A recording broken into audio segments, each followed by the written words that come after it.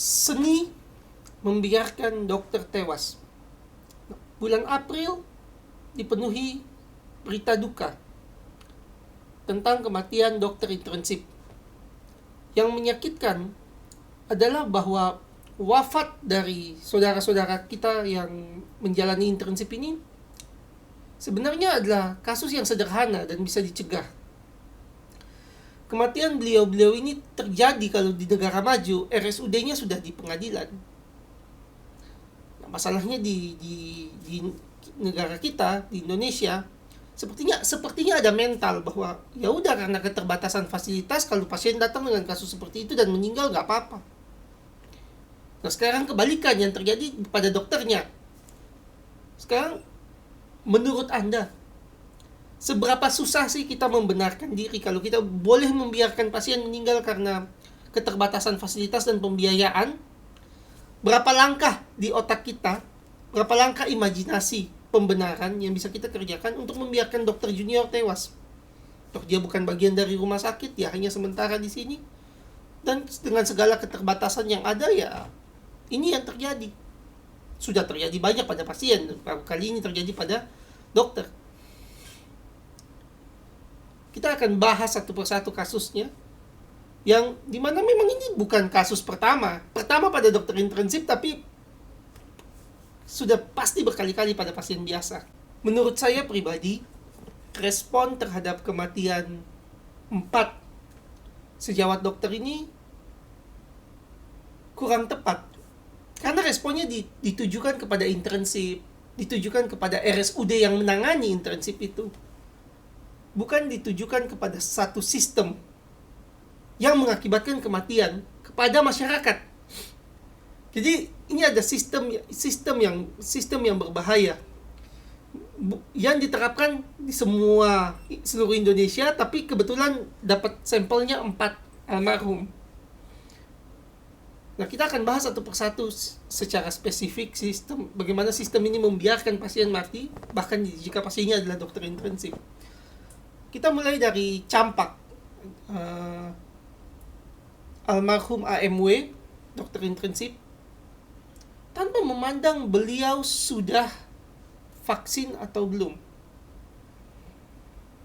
Kalau seseorang terpapar dengan pasien campak, terpapar itu artinya kontak dekat, termasuk petugas kesehatan, kemudian mengalami gejala, protokolnya adalah pemberian imunoglobulin. Ini bukan menurut Dr. Leo, ini sudah standar sejak tahun 1995 ke atas. Sudah 30 tahun yang lalu.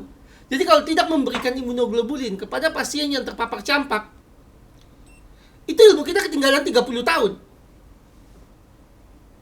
Oke? Tanpa memandang dia udah imunisasi atau belum. Nah, ini sekarang terus muncul lagi masalah imunisasi kita. Imunisasi campak kita sebagian besar itu dari CM70. CM70 itu biakan dari Jepang yang efektivitasnya sekitar 95%. Efektivitasnya dalam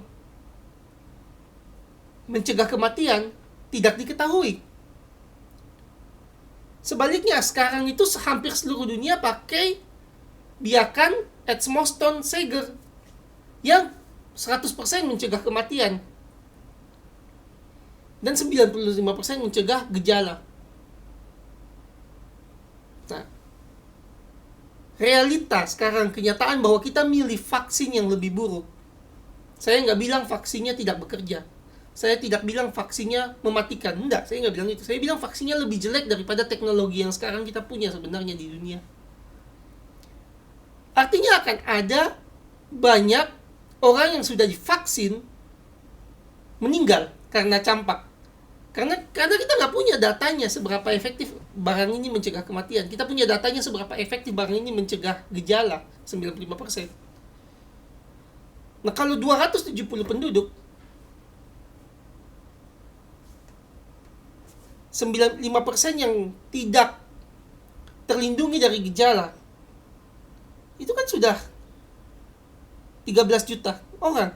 Kalau 1% dari 13 juta aja yang meninggal, itu 1,3 juta.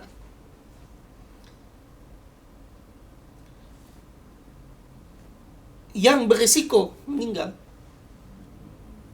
Jadi jangan cepat-cepat ketika beliau meninggal karena vaksin, beliau meninggal karena campak. Kita cepat-cepat bilang, makanya vaksin dong. Lah, kualitas vaksinnya bagaimana?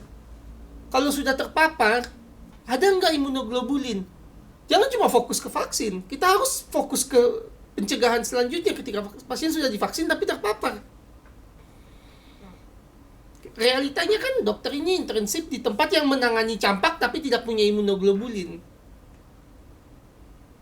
Berakhirlah beliau meninggal. Jadi masalah sistemiknya apa? Rumah sakit berani mengambil kasus di mana dia nggak punya obatnya. Itu masalahnya, bukan intensifnya. Untuk kasus Pak AMW yang meninggal ini. Pelajaran berharga lain yang bisa kita petik dari wafatnya Dr. AMW adalah istilah yang diajarkan di seluruh fakultas kedokteran di Indonesia. Terus jadi dokter muda juga diajarkan seperti itu. Lalu begitu intensif diajarkan hal yang sama, diulang 3 kali di tingkat yang sama padahal nggak masuk akal. Risikonya kecil, nggak apa-apa deh, nggak usah dikerjakan. Ini diterjemahkan ke kasus campak. Risiko komplikasi campak sampai merusak otak dan jantung itu kecil. Makanya kita nggak perlu stok imunoglobulin, nggak apa-apa. Kita menyesuaikan dengan apa yang ada dan pembiayaan yang ada. Ini kalimat diucapkan dari fakultas kedokteran sampai lulus, sampai jadi dokter. Bahkan kadang-kadang mungkin saya nggak menjalani residensi, jadi saya nggak tahu. Tapi mungkin diucapkan sampai jadi residen lulus. Bahwa kalau kamu dengar ringikan kuda, kamu dengar tanpa melihat.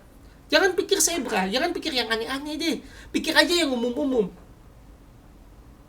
Jadi kalau kamu lihat pasien measles, jangan pikir bahwa dia akan komplikasi. Jangan pikir bahwa dia akan meninggal. Pikir yang umum-umum, dia akan sembuh sendiri 1 minggu.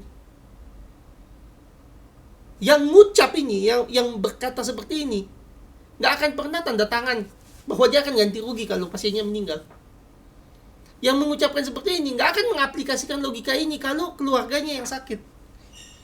Ini hanya berlaku buat pasien. Dan terjadilah 1 dari 1.000, 1 dari 10.000 meninggal, cacat. Terus kalau zebra gimana? Kalau yang langka ini terjadi gimana? Ya udah, infus oksigen tunggu mati. Suatu kebijaksanaan yang terdengar bijaksana, padahal sebenarnya ini hanya untuk menutupi kekurangan. Yang menormalisasi bahwa oke, kalau memang mati ya udah, mau gimana lagi? Pola pikir ini yang mengakibatkan banyak pasien meninggal, pasien flu, pasien demam berdarah, pasien campak. Nggak apa-apa, sebagian besar sembuh sendiri, biarin aja, infus oksigen, gawat rujuk. Ya pas gawat terlambat. Kasus nomor 2, KAP. Tanggal 20, demam dan diare. Tanggal 23 ke UGD. Kemudian tanggal 24 dirujuk, tanggal 25 meninggal. Kasusnya apa? Demam dan diare. RSUD loh. Rumah sakit umum daerah. 1 kabupaten itu mengacu ke dia. Gagal menangani demam dan diare. Kompetensi dokter umum.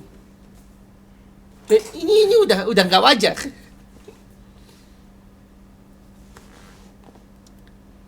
Tapi kan dia sistem imunnya lemah. Ya kalau imunnya kuat dia nggak ke rumah sakit. Dia nggak gawat.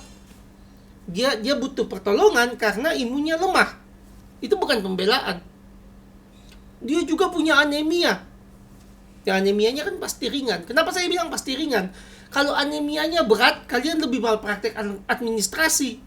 Karena dokter intensifnya datang pucat. Bukannya di depan dokter-dokter yang sudah cerdas, sudah lama berpraktek, bukannya dites, malah disuruh kerja. Jadi jangan diargumenkan anemia yang mungkin berat itu yang berkontribusi pada kematiannya dia. Ya, kalian malpraktek dari awal dong. Ketemu gitu dokter intensif dijejer 10 orang, satu pucat sekali nggak diapa-apain. Mungkin terjadi, mungkin karena dokter kalian diare dan demam 2 hari gak diapa-apain. Klinik kecantikan, rawat jalan, kalau lihat jerawat di wajah adminnya mereka, adminnya lulusan SMA, UMR, jerawatnya itu diterapi, dipiling, supaya hilang. Karena image setiap pegawai adalah image dari klinik bersangkutan. Tapi kayaknya nggak berlaku di rumah sakit umum daerah kan. RSUD ini kan tidak memperlakukan kayak gitu. Dokternya diare, demam dibiarin 2 hari. Kenapa saya bilang dibiarin? Saya kan nggak tahu cerita yang lengkap. Gagal di terapi 2 hari. Apa kalimat itu lebih cocok? Dan setelah itu 2 hari tidak ada laporan apapun. Kalau lihat dari media, kemungkinan yang diperiksa cuma laboratori rutin, pemeriksaan hematologi rutin. Tidak ada PCR feses, kultur feses tidak ada, kultur darah tidak ada. Tapi rumah sakit fasilitasnya bukan klinik. Bekerjanya lebih buruk dari klinik karena demam dan diare itu kompetensi dokter umum. Berarti kan ada masalah serius dalam pembiayaan dan fasilitas penanganan demam dan diare di rumah sakit ini. Itu serius loh. Kamu kebayang nggak suatu RSUD gagal menangani kasus dokter umum? Kasus yang setara untuk kompetensi dokter umum. Kasus ketiga ini demam berdarah. EBH. Pada hari awal demam, beliau diminta istirahat. Kemudian setelah itu beliau semakin memburuk, dirawat di rumah sakit tempat beliau intensif. Lalu setelah gawat, beliau dirujuk, tapi karena menunggu orang tua, beliau meninggal. Ada 2 masalah gitu di situ, 2 masalah serius. Masalah pertama adalah rumah sakit tanpa albumin dan tanpa bank darah tidak bisa menolong pasien demam berdarah. Tidak ada istilahnya mencoba menolong, orang barang untuk menolongnya nggak ada. Kalau kamu ke rumah sakit, kamu terkena demam berdarah, rawat inap di rumah sakit yang tidak punya bank darah, tidak punya albumin, dan kamu tetap dirawat. Ketika kamu shock, garansi kamu mati atau cacat organ itu sangat tinggi. Karena dia nggak punya albumin untuk resusitasi, dan ngirim kamu ke rumah sakit yang punya bank darah. Ketika ngirim kan butuh waktu, ya waktu itu kan dibeli dengan albumin. Diberikan albumin sampai dapat transfusi, gitu istilahnya. Kalau dia nggak punya albumin, nggak punya transfusi, dia nekat rawat pasien demam berdarah, ya salah. Dari awal dia tahu kalau shock ini mati. Atau cacat, atau gagal ginjal. Karena HES, gagal ginjal. Dextran meningkatkan risiko kematian dan alergi berat. Gelatin meningkatkan risiko gagal ginjal. Jadi pilihannya albumin.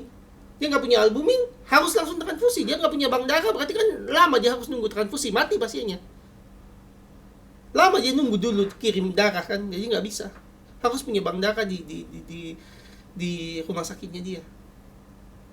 Nah ini pertanyaannya, kenapa tetap dirawat meskipun tidak punya fasilitas? Masalah yang lain adalah fakultas kedokteran, tempat dokter EBH belajar ini gagal ngajarin infeksi tropis pada bersangkutan. Gagal di universitasnya. Kok bisa beliau sudah dekat shock dengue masih nekat nunggu orang tua? Berarti kurang ditekankan bahwa shock dengue ini mematikan. Seperti ada kesan menggampangkan bahwa ya kalau shock ya udah kita tetesi cairan akan oke gitu. Nggak perlu cari darah, nggak perlu nyari albumin. Ada proses panjang dan biaya besar ketika shock terjadi, dan itu sepertinya nggak diajarkan gitu loh. Sehingga beliau ketika kena shock masih bisa mempertimbangkan untuk nunggu orang tua. Jadi kesalahannya ya lumayan fatal dari dua sisi. Dari sisi pendidikan, aspek di mana sepertinya urgensi itu tidak ditanamkan, dan dari aspek fasilitas rumah sakit. Terakhir kasus Dr. Nita atau MMA. Nah, kasus Dr. Nita ini setragis teman-temannya dia yang lain.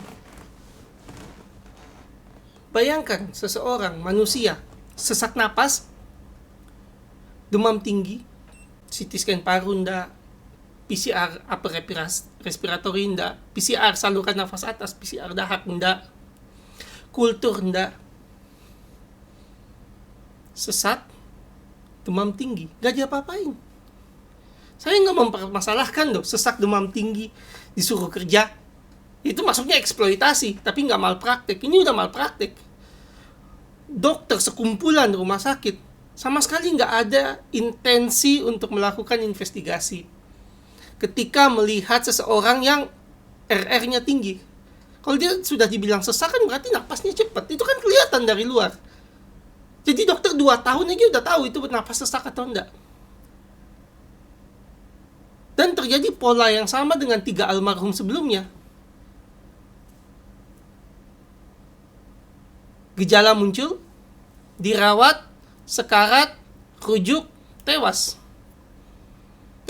Apakah ini pola pelayanan RSUD di Indonesia? Saya dapat sampelnya 4 loh.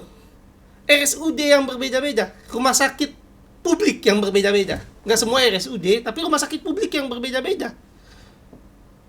Apa kayak gini polanya kita kalau sama pasien? Oh iya ibu, kita rawat. Ah ibu sekarat, kita kirim. Ah ibu tewas. Oh ya. Bayangkan dokter intensif yang kerja sama mereka, yang tahu aibnya mereka aja diginikan gitu. Apalagi masyarakat awam, masyarakat umum yang sebenarnya cuma komoditas untuk dikelola. Saya bilang komoditas untuk dikelola karena kan pasiennya rata-rata nggak bayar. Yang bayar kan jaminan kesehatannya. Artinya konsumennya itu ya jaminan kesehatannya. Pasiennya ini komoditas untuk dikelola. Ya, dengan status kayak gini, sangat rentan terjadi infus, oksigen, rawat inap, gawat, kirim, tewas. Udah protap itu.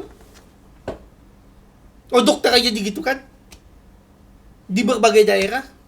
Harapan apa yang Anda punya Anda nggak digitukan?